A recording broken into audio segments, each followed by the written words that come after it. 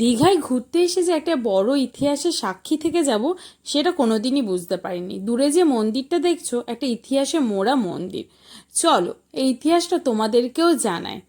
আমরা চলে এসেছিলাম নায়ে কালী মন্দির বা বা এটাকে বলা হয় নৌকা কালী মন্দির। এটা 400 বছরের পুরনো একটি মন্দির। আগে এখানে ছিল না। দূরে সমুদ্রের কাছে একটা পাথর ছিল মায়ের মূর্তি হিসাবে। সেটা আস্তে আস্তে জলের ধাক্কা খেতে খেতে এগোতে এগোতে এখানে অবস্থান করেছে। আর ফার্স্টে একটা পুকুর দেখালাম না, এই পুকুরে একটা রহস্য আছে। মন্দিরটা চারিদিকে ঘেরা সমুদ্রের মাঝখানে।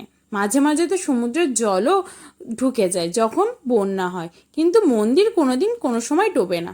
কিন্তু এই পুকুরের জল অমৃতের মতন মিষ্টি। আর এখন দেখতেই পাচ্ছ মন্দিরের কাজ চলছে। আচ্ছা ঠাকুরমশাই, এটা তো নায়ক মানে নায়কালী মানে মেন গেটে কালী ঠাকুরই। হ্যাঁ, কালী ঠাকুর দুর্গা মায়ের আরেক রূপ। দুর্গা মায়ের আর এক রূপ। এটা কত বছর পুরনো? 400 বছর। আমরা শুনছিলাম আসার সময় যে টোটো বাবুর কাছে অনেক বছর পুরনো। ফার্স্ট টাইম প্রথমবার দেখি। হ্যাঁ, আমরা প্রথমেই এসেছি।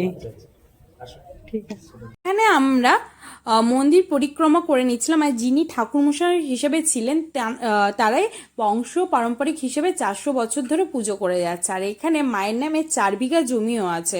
প্রত্যেকবার কোনো না কোনো কৃষক সেই চাষের হিসাবে নেয়, কিন্তু নিয়ম এটাই যে তাকে টানা 1 বছর মাকে ভোগ নিবেদন করতে হবে, মানে তার দায়িত্বে। আর দূরে দেখছো যে বসার জায়গা করেছে, সেখানেও খুব সুন্দর লাইটিং করেছে। যারা পর্যটক হিসেবে আসছে তারা মন্দির দেখে সেখানে একটু বসছে, বসে ছবি তুলছে, নিজের মতন সময় কাটাচ্ছে।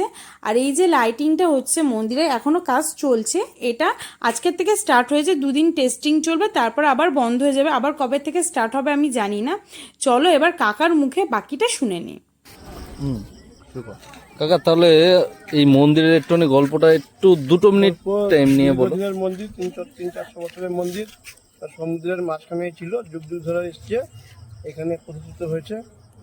তারপর হওয়ার পরে তো এখানে টুরিস্ট বোর্ড একটা করা হয়েছে। তারপরে গেস্টরা সবাই আসছেন দীঘা থেকে, সবাই বেড়াচ্ছেন সবাই, ভালোই লাগছে।